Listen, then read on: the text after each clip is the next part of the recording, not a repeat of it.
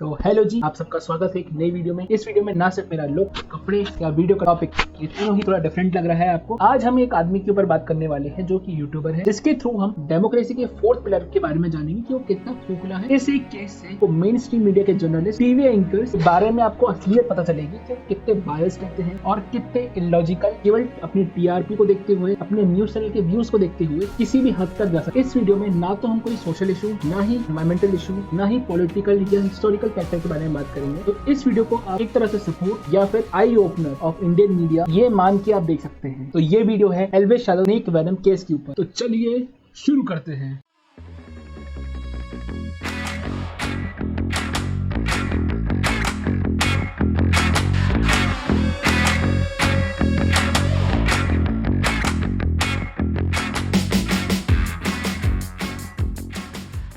तो ये सब स्टार्ट होता है 4 नवंबर 2023 को, जब गौरव गुप्ता नाम का एक आदमी जो कि एक एनिमल एनजीओ में काम करता है जिसे मेनका गांधी जी ओन करती है, वो एक केस रजिस्टर करते हैं 6 लोगों के खिलाफ, जिसमें से एक एल्विश यादव भी था। ये केस रहता है रेव पार्टी, जिसमें राहुल यादव नाम का एक आदमी स्नेक वेनम सप्लाई करता है। अब आपका सवाल होगा कि पार्टीज में सांप का जहर कौन मंगाता है। आपको जानकर ये हैरानी होगी कि दिल्ली, नोएडा, गुड़गांव, मुंबई जैसे शहरों में सांप के जहर से नशे किए जाते हैं। इसी पे मेनका गांधी जी का कहना है कि एल्विश यादव इन पार्टीज में ये सांप ऑर्गेनाइज करवाता था, मतलब वो सप्लाई करता था। ये जो बंदा है इसके ऊपर हमारी नजर बहुत दिनों से, क्योंकि ये जो अपने फिल्में खींचता है, फोटो खींचता है और लगाता है यूट्यूब पर, उसमें वो सांप अक्सर पहनता है। अगर आप थोड़े से एल्विश यादव से वंचित हैं तो एल्विश यादव के बारे में आपको बताता हूँ।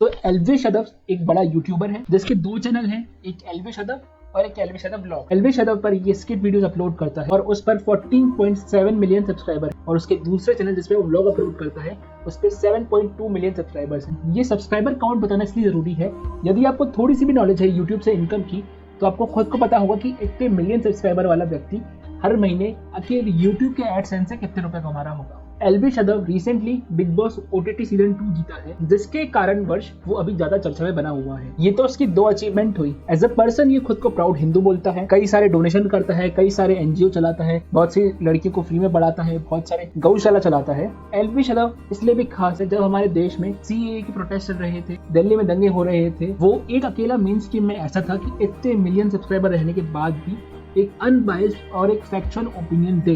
नहीं तो आपने अब भी कभी भी कैरी मिनाटी, आशीष अंचलानी, भुवन बाम या फिर सौरव जोशी ब्लॉग्स हुए, कभी भी इतना बढ़ चढ़कर हिंदुओं का साथ नहीं दे। तो ये तो बात हुई एल्विश यादव की कि वो कौन है, क्या करता है, क्या नहीं करता है। अब आते हैं कि अचानक से हुआ क्या। तो जैसा कि मैंने आपको बताया कि Elvish Yadav big boss OTT season 2 जीतने के बाद न्यूज चैनल्स पे छाया हुआ था। हर एक न्यूज चैनल जो आज उसकी बुराई कर रहा है वो उसको बुला कर इंटरव्यू लेता था। आज तक खुद उसने एल्विश यादव के 3 इंटरव्यू लिए, 3 अलग अलग एंकर से। तो इसी टाइम में उसके ऊपर एक नेगेटिव PR कैंपेन चला था कि वो हिंदू नहीं है। वो क्यों? क्योंकि एक म्यूजिक वीडियो में उसने केवल एक ऐसे आदाब वाला सीन कर दिया था, इसी वजह से उस पर हिंदू ना होने के एलिगेशन लगने लगे। मेन दिक्कत जब आई जब मेनका गांधी जी ने ये स्टेटमेंट दिया, और फिर जो मैंने आपको बताया कि गौरव गुप्ता नाम के एक आदमी ने सेक्टर 49 नोएडा में पुलिस स्टेशन में केस रजिस्टर करवाया। तो मेन स्ट्रीम मीडिया और टॉपिक पे आने से पहले जानते हैं मेनका गांधी है कौन। सबसे पहले तो मेनका गांधी सुल्तानपुर से बीजेपी के MP है, मेंबर ऑफ लोकसभा है। अब जानते हैं कि इनकी हिस्ट्री क्या है। सबसे पहले ये चीज क्लियर कर देते हैं कि इंदिरा गांधी मेनका गांधी की सास थी। 1977 और 79 के बीच में जब इंदिरा गांधी का डाउनफॉल चल रहा था और वो चुनाव हार गई थी, कांग्रेस में केवल जगजीवन राम, जो कि बाबूजी के नाम से मशहूर थे, वो स्ट्रांगली खड़े हुए थे और लगभग उनका PM बनना तय था। और तभी जगजीवन राम के बेटे के कुछ फोटोज वायरल हो। उस टाइम पे कोई इंस्टाग्राम नहीं था, ना सोशल मीडिया था कि इमेज वायरल हो गए तो अपन हटवा सकते हैं। उस टाइम पे मैगजीन्स में ये इमेज निकल गए, जिसकी वजह से जो इंसान PM कैंडिडेट की लिस्ट में सबसे आगे था, तो उसका पूरा डाउनफॉल हो और उसको कांग्रेस से और अपनी कमेटी से रिजाइन करना। और आपको जानकर हैरानी होगी कि ये जो मैगजीन है उसको ओन करती थी मेनका गांधी। ये तो बात हुई हिस्ट्री की। अब बात करते हैं 2016 की। 2016 में भी मेनका गांधी ने कंट्रोवर्शियल स्टेटमेंट दिया था। उन्होंने स्टेटमेंट दिया था कि लड़कों के सुसाइड पे या लड़कों के मरने पे हमें इतना गम नहीं होना चाहिए, कि लड़कों की जिंदगी आसान होती है, लड़कों के सुसाइड पे हमको इतनी तवज्जो नहीं देनी चाहिए। जबकि उनको पता नहीं था कि 2016 में जितने सुसाइड हुए उसमें से 67% मेल थे। और ऐसा नहीं है कि उन्होंने अकेले लड़कों पे कमेंटबाजी करी हो, उन्होंने 2017 में अगले साल ही लड़कियों पे कमेंट पास किया। उनको रिस्ट्रिक्शन में रखना चाहिए हॉस्टल्स में और घर पर, ताकि उनमें जो हार्मोनल चेंजेस आ रहे हैं वो आउटबर्स्ट ना हो। फिर बात करते हैं 2018 की, जब उन्होंने गवर्नमेंट ऑफिशियल्स की पूरी तरह लताड़ लगाई थी और वो वीडियो भी काफी वायरल हुआ था और उसके पीछे की वजह भी कुछ नहीं थी। अब बात करते हैं 2019 की। तो आप पैटर्न देखें, 2016 से 17, 18, 19, 21, 22 आपको सब केसेस दिख जाएंगे। 22 में बताऊंगा आपको, 23 में बताऊंगा। बाद में पता चलता है कि टीआरपी बढ़ाने के लिए कुछ लोग कुछ भी कर सकते हैं, और एक दफा थोड़ी सी चस्का लग गई मशहूरता की, तो फिर वहाँ हेडलाइन में रहने के लिए कुछ भी करने के लिए थे। समझ रहे हो आप? समझ रहे हो? अब बात करते हैं 2019 की। तो 2019 में कैंपेनिंग के दौरान उन्होंने ऐसा स्टेटमेंट दिया था जिसकी वजह से उनको इलेक्शन कमीशन ने 2 दिन के लिए सस्पेंड किया गया। उनका स्टेटमेंट ये था, तो उन्होंने पीलीभीत में, जहां से उनके बेटे लड़ते हैं चुनाव, वहां पे स्टेटमेंट दिया था कि हमने हर गांव को 4 हिस्सों में डिवाइड किया है, A, B, C, D, और वो चुनाव के बाद ये देखेंगे कि किस गाँव से उनको कितने वोट मिले हैं, और जिस गाँव से जितने कम वोट मिले हैं वो उसका उतना कम डेवलपमेंट करेंगे। अब आप खुद सोच सकते हो कि उनका थॉट प्रोसेस कैसे वर्क करता है। तो 2020 में तो लॉकडाउन था, तो घर में थी तो कुछ कर नहीं पाई। 2021 में वापस से एक्टिव हुई। 2021 में एक वेटनरी डॉक्टर थे जिनके पास एक एक्सीडेंटल डॉग का केस आया और अनफॉर्चुनेटली वो उसे बचा नहीं पाए। तो उस डॉक्टर पे फेक केसेस करना और फोन करके अब्यूजिव लैंग्वेज बोलना और उसको धमकाना, जिसके बाद इंडियन वेटनरी ऑर्गेनाइजेशन ने मेनका गांधी के खिलाफ एक नोटिस निकाला और उस दिन ब्लैक डे सेलिब्रेट किया गया। और फिर उसी साल एक और केस होता है जहाँ पे एक आदमी ने एक कुत्ते को अपने सेल्फ डिफेंस में मारा था, और वो भी जान से नहीं मारा, केवल उसको पुश किया था, जिसकी वीडियो उनके पास आ गई। फिर वापस से उन्होंने उस आदमी पे हैरेसमेंट, मॉलेस्टेशन जैसे केस लगाने की धमकी दी, और उस आदमी का केवल इतना कहना था कि उसने मेरी बच्ची को काट खाया था और वापस से मुझको काट ना खा ले, इसलिए केवल सेल्फ डिफेंस में मैंने उसको पुश किया, जिसकी कॉल रिकॉर्डिंग आप खुद सुन सकते हैं। Hello, good morning madam. Mr. Ramalingam, Yeah, I have good. received a lot of complaints about your behavior. Madam, That actually- I don't want gundas. I don't want a gunda in this area. Yeah, true, madam, true. You But- will not harass. I will put a women molestation case against you. You are harassing Mansi Shah. Do you understand, Ramalingam? No, I didn't get actually the real facts. Maybe please go through the real facts, madam. First, actually. I What have seen the real actually- fact. You No, have no, been taking out with a bat and hitting dog. Madam, sorry. I have hit the bat for my self-protection. I just pushed it, and nothing happened to the You dog. did not. You took out a bat and you hit a Sorry, dog madam. for no Sorry, reason. madam. The dog has bit my daughter also. It has chased my. The dog did not bite your Madam, daughter. You're a liar. Sorry, madam. Do you Sorry, understand? madam. You No, just madam, watch it. You have been actually, making a people and threatening actually, them. Mr. Nitin and Mansi are leaving the dogs on us to bite. Nobody is leaving any Please- dog on please you to take it. bite. Do you No, understand, you please scoundrel, you take- madam, rascal? you're doing it in a one-way traffic. Please look into both ways. There is no जैसा उनका yearly plan चलता ही रहता है, तो 2022 में वापस से Maneka Gandhi mainstream media में आई, जब उन्होंने एस्कॉन पे फेक केस लगाया कि वो गायों की तस्करी करते हैं, गायों को खरीद के वापस से उन्हें स्लॉटर हाउस पे बेचते हैं, जिसके ऊपर एस्कॉन ने मेनका गांधी पे 100 करोड़ का डिफेमेशन केस ठोका है, और जो केस अभी इन प्रोसेस है कोर्ट में। और वापस से 2023 में चुनाव के थोड़े टाइम पहले वो एक्टिव होना चालू हुई है। उन्होंने वापस से अपना रेलेवेंस प्रूव करने के लिए एलबी सदर पे स्नेक वेनम पेडलिंग का केस लगाया। फिर उसके बाद पता चला कि ये बेचता है इनका वेनम। तो ये ट्रैक के लिए हमने उन्हीं को ही फोन करके कहा कि हम पार्टी कर रहे हैं, आप अपने लोगों को बेचें।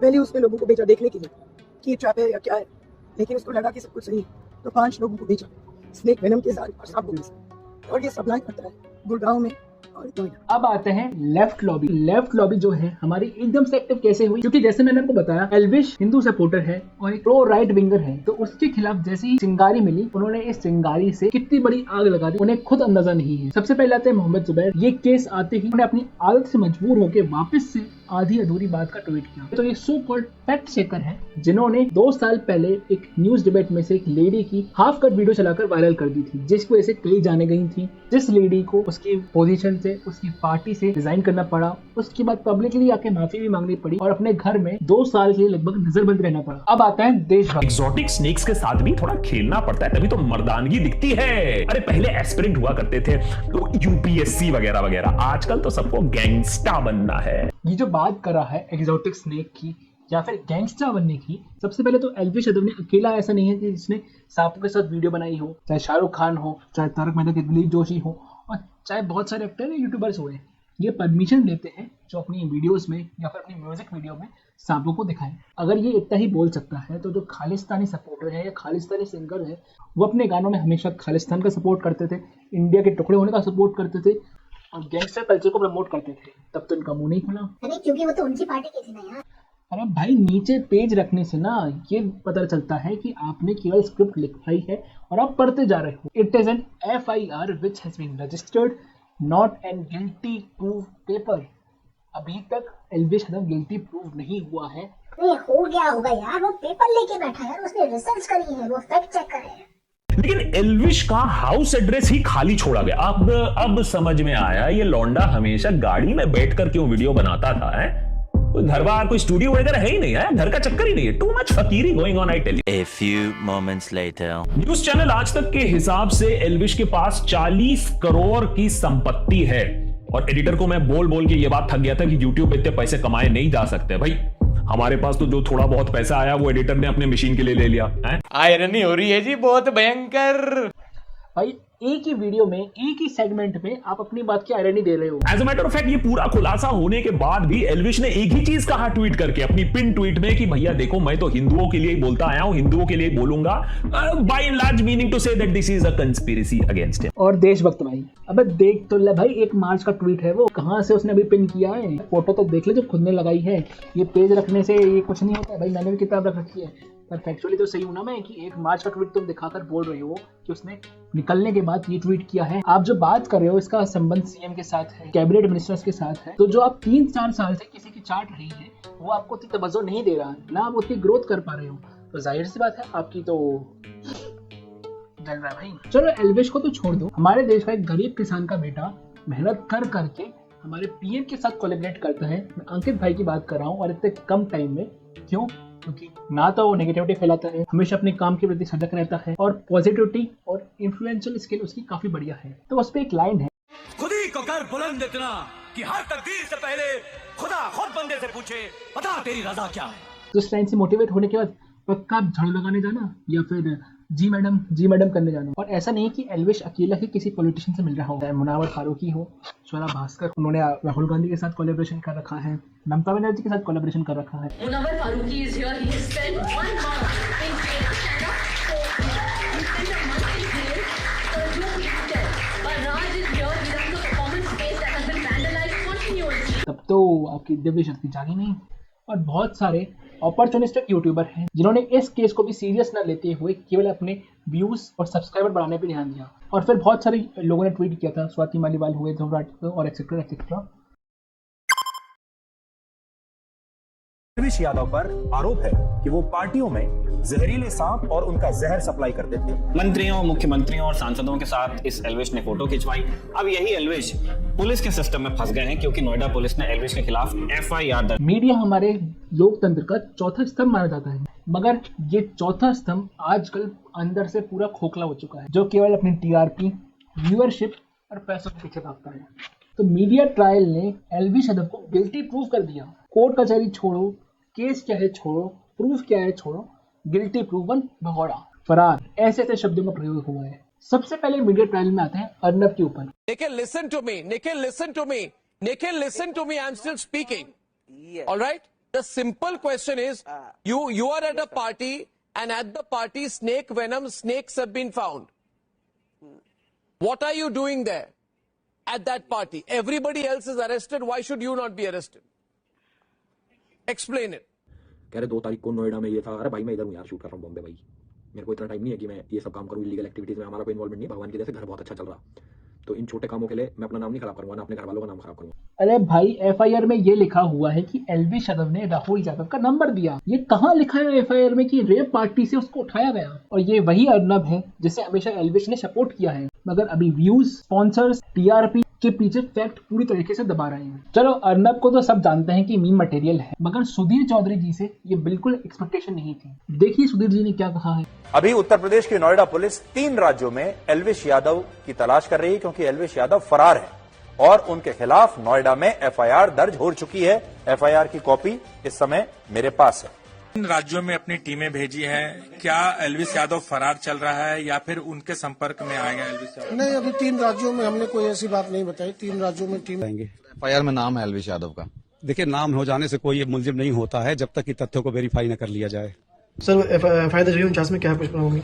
देखिए, गौरव गुप्ता नाम के एक व्यक्ति ने थाना 49 में एक एफआईआर दर्ज कराई है, जिसमें उसने ये कहा है कि हमने एल्विस यादव से संपर्क किया था एक रेव पार्टी के लिए और सांपों की व्यवस्था करने के लिए। उस पर उसने राहुल यादव नाम के व्यक्ति का फोन नंबर हमें दिया था। उसके आधार पर हमने निम्नलिखित लोगों को जो बुलाया था, जिसमें सपेरे हैं और ये राहुल यादव है, और उस पर फॉरेस्ट की टीम और पुलिस की टीम गई थी तो उनको पकड़ा था। इसमें 5 लोग गिरफ्तार हैं। इनसे 9 सांप बरामद हैं और लगभग 20 ml सांपों का जो जहर है वो बरामद हुआ है।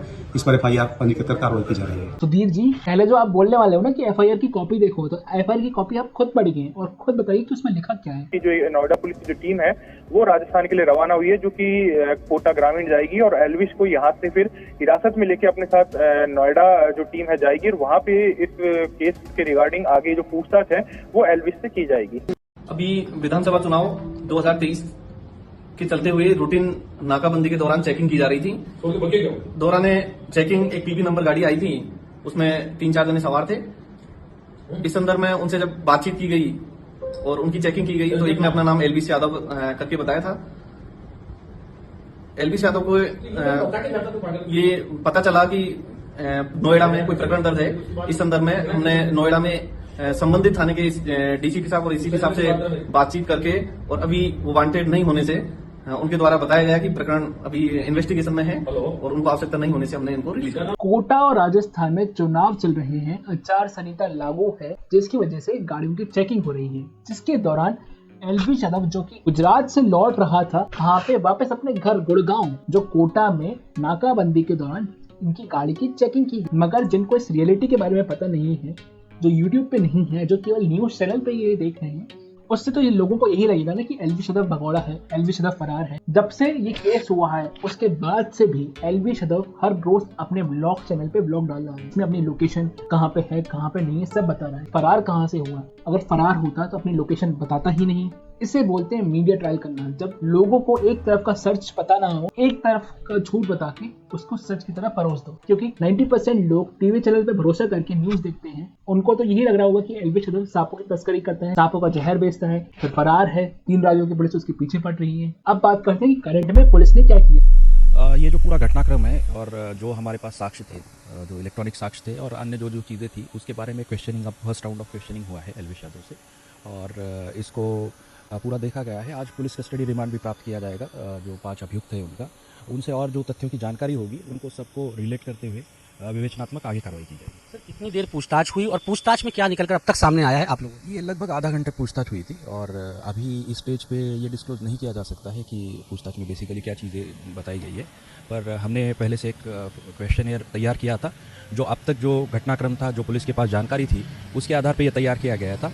अब ये फर्स्ट राउंड ऑफ पूछताछ हो चुकी है। आज अभियुक्तों की रिमांड के बाद और इस पर आगे कार्रवाई करेंगे। दोबारा बुलाया जाएगा उसको, आज दोबारा फिर बुलाया जाएगा और पूछताछ की जाएगी। और जहां तक बात रही गौरव गुप्ता और राहुल यादव की रिकॉर्डिंग की, कि राहुल यादव ने एल्विस यादव का नाम लिया था, वो केवल एक मार्केटिंग स्ट्रेटेजी रहती है। जब आप दोस्त लोग बैठते हो या फिर कहीं सिग्नल पे आपको पुलिस रोक देती है तो 90% लोग तो ये बोलते हैं कि हम इसको जानते हैं, हम उसको फोन करवा देंगे, अरे तेरा भाई उसको जानता है, उससे काम करवा देगा, हम तो उसी के भाई लगते हैं, ये तो हमारा अंकल है, ताऊ है, चाचा है। अपने रेफरेंसेस निकालते हैं ना कि अपनी इंपॉर्टेंस देखे लोगों को। यही मकसद था कि एल्विस यादव उस समय चर्चाओं में बना हुआ था। तो ये राहुल यादव ने सोचा कि एक तो यादव सरनेम सेम है, गुड़गांव में रहता है, नोएडा दिल्ली इसके आसपास का ही है, तो हमारा जो मार्केट है वो उसको बढ़ाने के लिए हम एल्विस यादव का यूज कर सकते हैं। कि मेनका गांधी क्या मजबूरी थी, या तो मुझे लग रहा है कि उनका टिकट कटने वाला था, तो टिकट को बचाने के लिए और वापस चर्चाओं में आने के लिए उन्होंने खेल रचा। संजय राउत ने तो उसको पूरे देश का ड्रग पैडलर बोल दिया। देश का सबसे बड़ा ड्रग्स माफिया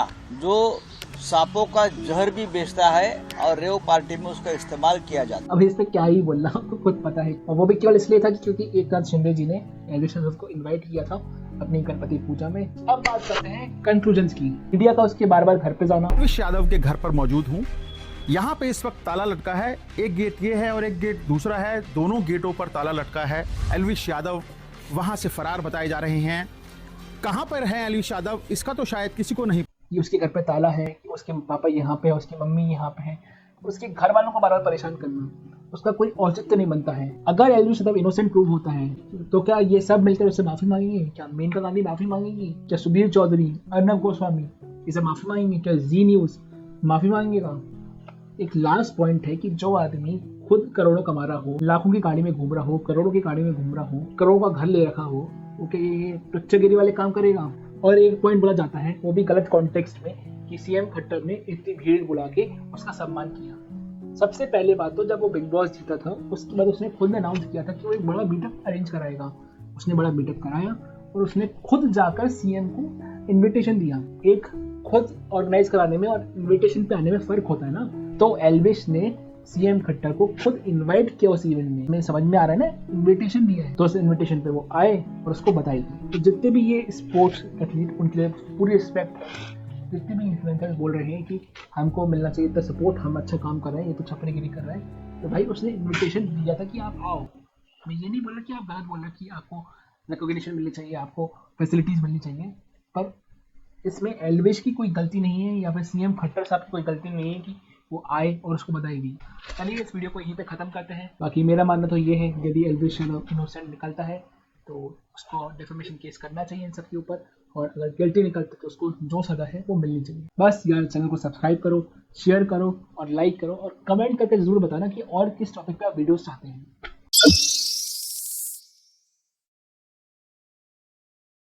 जितने भी आरोप मेरे ऊपर लगे हैं भाई, सारे बेबुनियाद हैं, सारे फेक हैं, 1% भी इनमें सच्चाई नहीं है। मैं पूरा सहयोग करने के लिए तैयार हूँ यूपी पुलिस के साथ, और मैं रिक्वेस्ट करूँगा यूपी पुलिस को, पूरे प्रशासन को, माननीय मुख्यमंत्री जी योगी आदित्यनाथ जी को, कि मेरी 1% भी, 0.1% भी अगर इस चीज़ में इन्वॉल्वमेंट मिल जाती है, मैं सारी जिम्मेदारी लेने को तैयार हूँ।